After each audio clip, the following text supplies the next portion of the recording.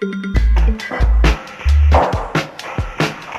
back. I'm Leon Czerny, and I am talking to you from the University of Haifa, and I have a very interesting man. First time on our show, he's Professor Abraham Ben-Czvi. He is a professor of international relations at the University of Haifa. He was a professor for international relations at 30 years at Tel Aviv University, knows the scene very well, and is up to date, let's say, with what is happening in the world. Professor, about 6-8 months ago, I had Stephen Cohen on my show, who's a great expert on Russia. I have been predicting that 6-8 months ago that Putin would become the most dangerous person in the world today. And unfortunately, it looks like my prediction has come true. I also, just throw it out for you so then we can discuss it, suggested that a Republican probably will win the American election. Everybody thought I was out of the box, and we'll talk about that. But let's first talk a little bit about Georgia and Russia and what are their designs there. What's going on? Well, I think primarily Putin, I agree, basically, I agree with you on both counts, and I think Putin tried to reshape or redefine, I guess, the bounds, the rules of the game in view of the perceived American weakness. I'm not suggesting that the era of the hegemonic America is over, but I think that Putin very shrewdly and of course very aggressively anticipated or fully recognized the fact that the US was bogged down in Iraq, and of course you have the Afghanistani front, you have the Irani predicament, and he took advantage in a very brutal way. But I see, and you and I can discuss it because this is what we do. The dollar became weak and Putin had the oil. Oil is power. So he got brazen and he said, why can't I go further? And I think based upon his background, he would like to discover something like a Soviet Union. He'd like to have an outreach. The question to you is, being in Israel, does this outreach have any ramifications in Syria, with Iran, with the Hezbollah? You have to walk me through that because you're the expert in this area. Well, number one, yes. And I think, first of all, reinvigorated Russia is a threat to Israel, not only in terms of new shipments of sophisticated weaponry to Syria, and of course new arms deals are negotiated now.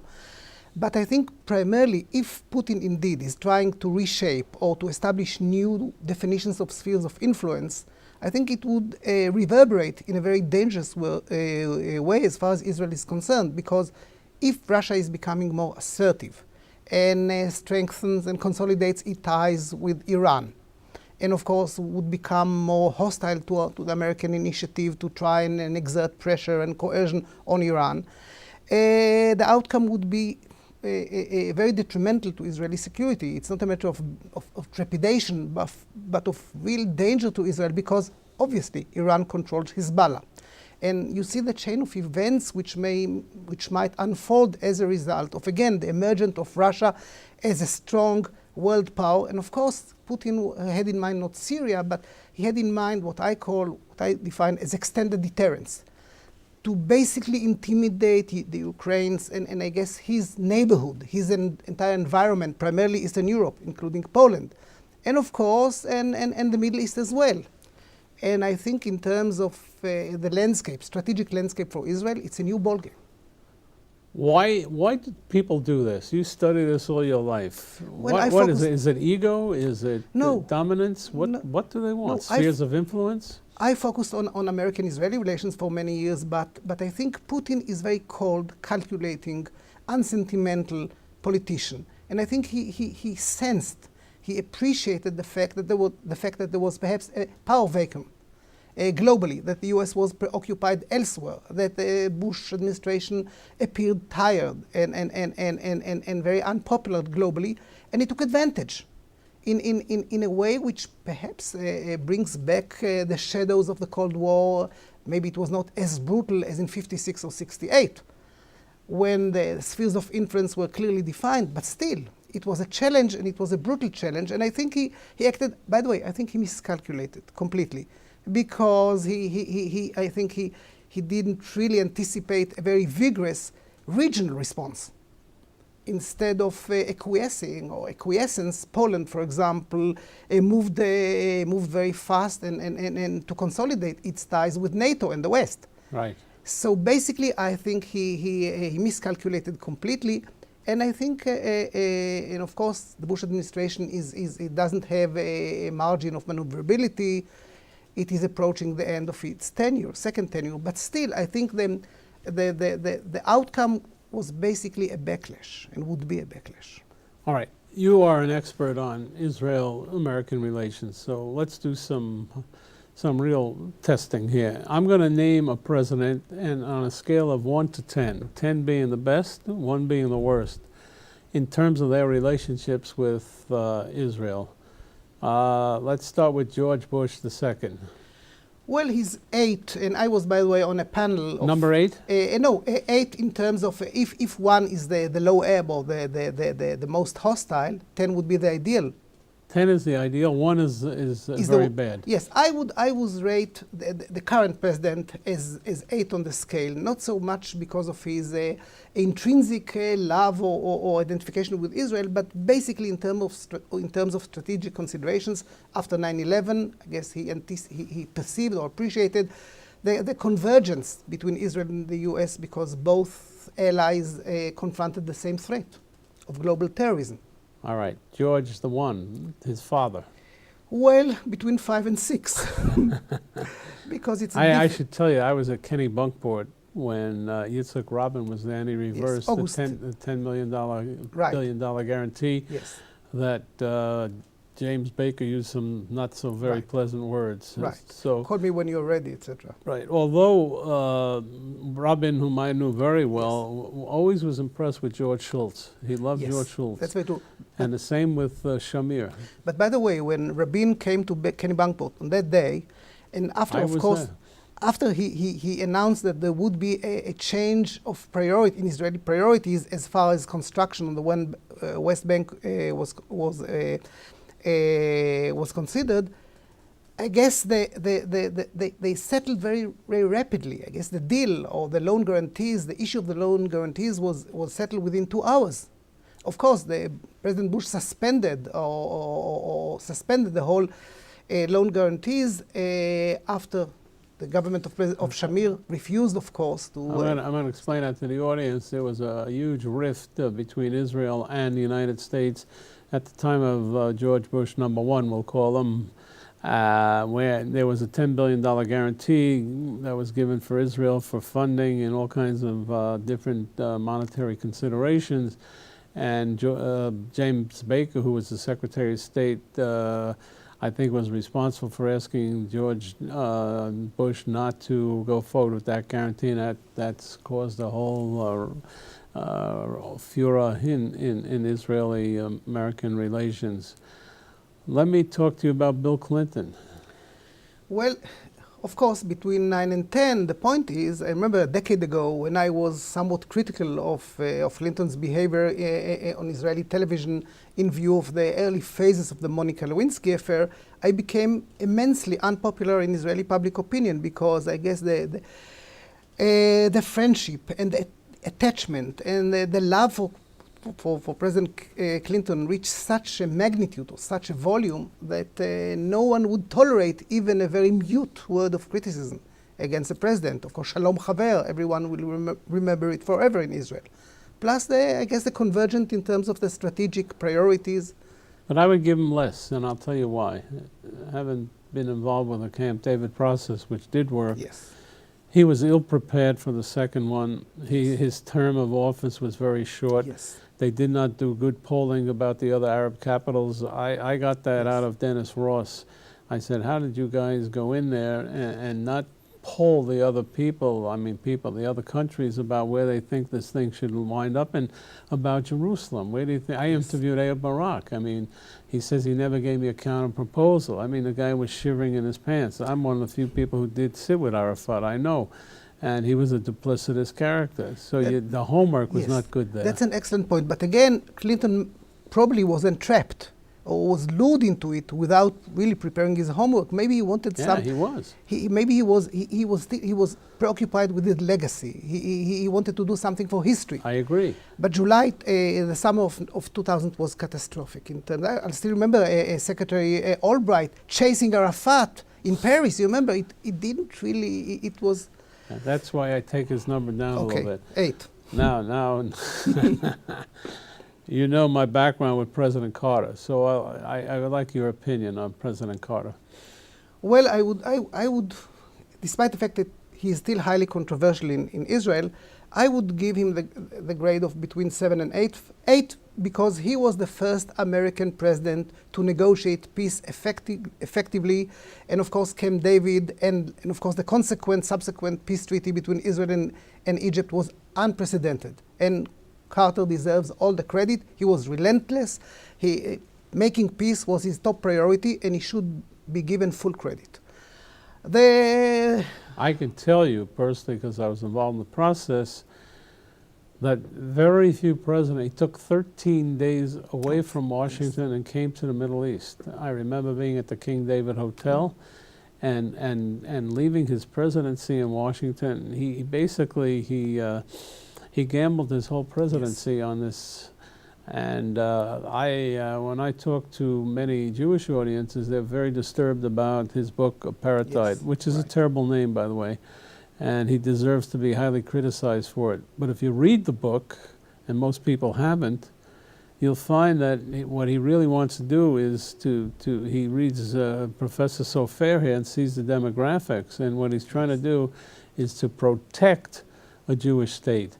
Yes. Now, Abraham, if I would have told you, and I say this on television every other week because I'm one of the Carter people, so to speak, that Arik Sharon 25 years ago would tell you he would agree to a Palestinian state, you would tell me I'm nuts. So what happens with these political people who take steps forward is they're prescient. And he did a treaty between an Arab country and a Jewish state, the only one, and then followed King Hussein. Yes, and I still remember vividly his trip, February, March of '79 to the Middle East in a desperate effort to break the logjam and to put the final touch on the treaty. Of course, the other side of the coin perhaps is, I guess, what is perceived by many Israelis as preoccupation, perhaps even obsession with the Palestinian predicament in these old days when the PLO was still engaged in terrorism, and the fact that he probably had a sort of analogy of juxtaposed between black Americans in the South, which he, of course, the plight and fight for equality, he was, of course, fully supportive and well aware, and the plight of the Palestinians. And I guess the similarities were sort of partial, not complete, and perhaps the criticism, by the way, it's not directed exclusively against Carter, but also Cyrus Vance and the Carter entourage altogether. Yes, they juxtaposed or drew a comparison which was only partially valid between the two instances. I can tell you personally, and I met with Brzezinski and Vance, and that was a group that he had to really fight against. Then there was a fellow at the UN called McHenry. Sure, remember. And there was supposed to be a veto at one time on something there. And they got screwed up. And I advised the president at that time to reject it, and he couldn't do it because of the whole protocol in the State Department.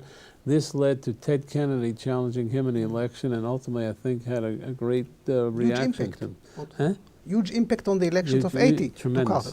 And the second point was, I guess, the joint superpower initiative, which was inaugurated by President Carter on October 1st, 1977, in which he tried to bring in the Soviets to the picture. And again, what was perceived in Israel, perhaps is Prime Minister Begin exaggerated, but he felt that there was a superpower, a concerted effort to try and force and establish perhaps the grains of a forced settlement, namely the joint superpower declaration on the parameters of peace, which of course underscored the Palestinian element. But Begin personally told me, in the history of Israel at that time was 25, 30 years, there was no better president. He told that to me personally because he was emotional about the fact that he would be able to get the peace treaty, but you can't convey that today, and especially if you get Jewish people very firm in their commitment to the West Bank and Judea and Yes. Samaria. They don't even want to hear this name. So it's a tough issue. Ronald Reagan, he never even came to the Middle East, did he? No, but of course it would be 8 or between 8 and 9, primarily because during his era, American-Israeli, or the alliance between the US and Israel, became institutionalized and consolidated with many strategic agreements. And of course, there was the first Lebanon War, which was, of course, a source of deep and acute crisis between President Reagan and Prime Minister Begin. But on the whole, I think he perceived Israel as a strategic asset. And he upgraded. He didn't have a lot of nuances. If he believed, Yes. he believed that. If he didn't, he didn't. And of course, antagonism or hostility toward the PLO also was part of the equation. And George Shultz was a second, he replaced Haig in George Shultz 82. is remembered very well here, especially by Yes. Shamir too. Everybody's a Ben on this show. I guess Ben-Gurion had a lot of influence on everybody. He is a professor of international relations at the University of Haifa, formerly taught at Tel Aviv University, has his PhD from the University of Chicago, which is very heavy on this show tonight. They should probably give us an ad because we are presenting 2 great doctorates from there. We're talking about American Israeli relations, which is your expertise. What's your gut? You have a feel of who won this election? Well, somehow I feel uncomfortable with the candidacy of Obama in the sense not because of any specific or concrete evidence, but essentially I'm not sure whether he's up to it. And the more he's under pressure, the more gaps. I don't see his confidence under pressure, under fire. And I guess if you ask about my sort of intuition, my intuition is that McCain will probably win by default. Not probably, perhaps by default. I have the same feelings, and I've been to every Democratic convention. I don't think he's schooled well enough, Obama. I mean, he may be a very smart guy, Harvard Law Review, and very committed to social ideals, could have had great jobs in law firms, went into the community to do great social work, became a state senator, and then a senator 2 years, and president of the United States. And in the realm of what's going on, especially America at war, you know, people say Carter also didn't have that. That's not true. Carter was a governor, and he had administrative abilities. Both of these guys have no administrative ability, and we're in a very dangerous war. And I guess at this stage, McCain certainly has more credentials in terms of security. Do you sense that either one would be any different towards Israel? Well, perhaps marginally, even though the margin is probably the essence of it all, I believe that when the international landscape shifts or the international attention shifts in the direction of security-related issue in the aftermath of the Georgian war, I think it plays into McCain's hands, because you saw what happened a couple of weeks ago. Well, Obama vacated at Hawaii. He's not to be blamed for it. And he was not on top of the issue. He was very tentative, whereas McCain was all over the place. And I think if we talk in terms of the second round of the Cold War, the shadows of the Cold War once again haunt us and return to the front, I guess McCain has a built-in advantage, a huge advantage. And again, so far, Obama impressed me with his rhetoric, but it was rhetoric, that was it. Nothing specific, concrete, to cope with the challenges, not only of American society, but of the international environment, and the US is still the only hegemonic power on earth. Joe Biden, will he Yes. influence the ticket? Not so much. I'm not a fan of Joe Biden, I must Really? confess. Well, he of course, he's too mainstream in the sense that he's Washington. And again, there is an anomaly or a contradiction or discrepancy between Obama's call for dramatic change and the appointment of Point, Biden, by the way. Yeah. who represents nothing but Potomac, change. He's Potomac. Yes, he's Beltway. And he was born in the Senate, I think, 36 years. Yeah. So how can he project the image of changing priorities, changing America? And also no administrative power. Yes, he's too talkative too. And he would never refuse an interview in Meet the Press or Face the Nations. And also his temperament, his gaffes, not to mention his, again, discrepancies. How could he address Obama a few months ago in a very condescending manner, very patronizing way, and now support him so wholeheartedly? I know everything is politics, but still there are limits. Not to mention his attitude toward McCain, which was almost supportive a few months ago. He said that he would be honored to serve with him, and now all of a sudden, of course, he blasts, he attacks him vigorously. So Biden, of course, he brings experience, he brings expertise, but Obama has other experts, Dennis Ross and Brzezinski. He doesn't need Biden that much. And Delaware is not really a crucial Dennis state. Ross has joined Obama and Brzezinski, both of them. Who? Dennis Ross, and Yes. they both have joined Well, Obama. on the Middle East, yes, on the And Middle East. Kurtzer is also running yes, around. and Robert Malley, perhaps too. So he's loaded with experts. Why? And Chuck Hagel. So why does he need a Biden who is, again, he's an internationalist. Yes, his worldview is compatible with Obama to the extent that he prefers international auspices and multilateral frameworks to unilateral execution of power, of course. But he doesn't have any unique advantage. All right, let me complete my test. Harry Truman. Well, of course, number 9, by virtue of recognizing Israel instantly as soon as it was born, and of course after skirmishes, huge skirmishes with the professionals, with the administration, with the Department of State. You know, people, by the way, don't know the name Jacobson in this country. Of course, Eddie Jacobson. He was the greatest of course. hero in Judaism. Yes. He was the guy, I said this 100 times already, who used his friendship and yes. partnership with Harry Truman to compel him to meet with Chaim Weizmann. And yes. in this country, if you can play Scrabble with that name, or they were partners in the 20s. Right, but nobody knows his name here, and he should be honored in this country. I entirely agree. And of course, Truman was also very sensitive to the plight of the Holocaust survivors. And he called... But you know, yes. more importantly, his wife was basically anti-Semitic. Oh. So for him to have been able to do that, yeah, she never wanted to have a Jew in her house. I know that she was a country girl who was very awkward in Washington, didn't feel very comfortable. But she didn't let a Jew in her house. That's the rumor. Oh. And I met Margaret Truman, who died. I didn't find her very Semitic loving either. That's amazing. Interesting, isn't it? Yeah, it's amazing. You're learning from yes. from us here. Yes. All right, let's skip to Eisenhower because we're going to run out of time. Well, this is actually the subject of 2 of my books. By the way, one was published by Columbia University Press. Surprisingly enough, contrary to the pervasive image... It probably was good. Yes.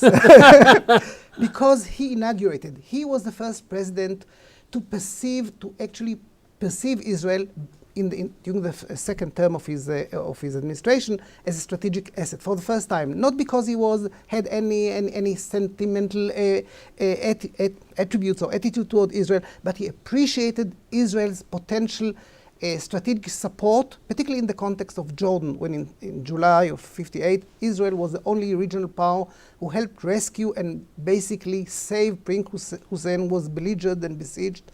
And Eisenhower started in a very preliminary, embryonic way, forms of strategic cooperation. It was called the Alliance of the Periphery Alliance. And Eisenhower, of course, he is known for the early 50s, I guess. Dulles, of course, his powerful Secretary of State. John Foster Dulles. Was not particularly supportive. And of course, the Baghdad Pact, the effort to consolidate, to forge an alliance with most of the Arab world to try and contain the Soviet Union as part of a broad defense or containment posture. Israel was excluded. It was feared that any effort to any goodwill or any indication of goodwill toward Israel would lead instantly to the defection of the Arab world into the arms of the Soviet Union, which was, of course, nonsense. But to his credit, toward the end of his tenure, he changed, he altered fundamentally his view of Israel. I agree with you. Very few people do, but probably I should read your book. What's the name of your book? Well, it's Decade of Transition. Kennedy, Eisenhower, and Eisenhower-Kennedy, and the formation of the American-Israeli alliance. Let's hop to Kennedy, then we'll go to Johnson, because we're running out of time, and I want your insight. Where do we go with Lyndon Johnson? Lyndon Johnson is straightforward 9. Because, of course... What happened with the Liberty ship? Well, the fact that he acquiesced This was a basically... ship that was Yes. bombed by allegedly the Yes. Israelis off the coast Yes. of the Mediterranean. Not far away from Ashdod. Right, or- when the war in 6-day war. Six-Day War Fourth was day of going the war. on. Right. Well, apparently, in all likelihood, despite, of course, the proliferation of all kinds of conspiracy theories, it was simply a tragic error, period. Have you studied this issue?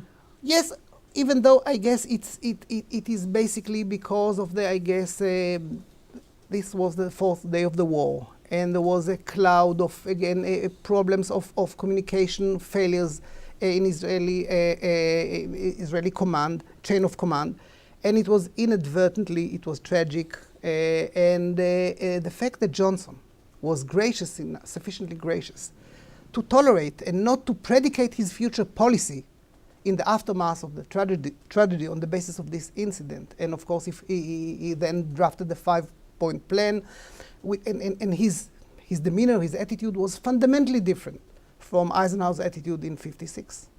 And of course, Six-Day War is a major watershed. It symbolized the beginning of, or the consolidation of the American-Israeli alliance, and he supported Israel. He saw Israel as a second Vietnam, because his thinking was global. And he perceived Israel, of course, a special relationship which the president forged with Ephraim Evron, the president of Haifa University later on, the chargé d'affaires in Washington. He invited him to his ranch constantly. And of course, 3 major arms deals during his presidency. All right, so now we have Kennedy. Kennedy, it's a mixed bag. On the one hand, the first American president to supply Israel with advanced weapon systems, the Hawk, of August 1962. This is the first instance, and he broke new ground. On the other hand, as far as the nuclear dimension was concerned, Dimona, there was a heated debate, not so, even more, I'm using an understatement. It was a very severe crisis between Kennedy and Ben-Gurion. The atomic reactor. Yes, and the pressure which he exerted during the spring and summer of 1963 led apparently, at least partially, to the resignation of Prime Minister Ben-Gurion. There was intensive pressure. Kennedy wanted intrusive inspections at Dimona, plus probably he preferred the suspension of the entire project. So, of course, his tenure ended in tragedy, but I would say that his attitude was mixed. You got to give me a number. 7.5 by virtue of the Hawk. Okay. Richard Nixon. Yes, that's an excellent question. On the one hand, of course, well, no one can be completely or totally oblivious to the anti-Semitic aspect of his personality. On the other hand, because of he was unsentimental. He saved the Yom Kippur War. Right. I saw Yes. it. I was involved. I saw the way he did it. He armed the them well. airlift. Right. And on the whole, his supportive perception, the phantoms, the airlift, which was predicated upon his vision of the Cold War and bipolarity, and he was supportive. He was fully supportive. I would say 8. And of course, I guess his very sad visit of the region, including Israel, after the war. He knew that he would not. Yeah, he had phlebitis on the train, I remember. He was sick on that train. Yes, he was sick, and Talk of course, to me, Watergate. and we got 2 minutes left. Talk to me about Henry Kissinger. What do you make of this guy? Well, of course, I guess he was probably too sophisticated for the American public, because no one understood what the taunt really implied.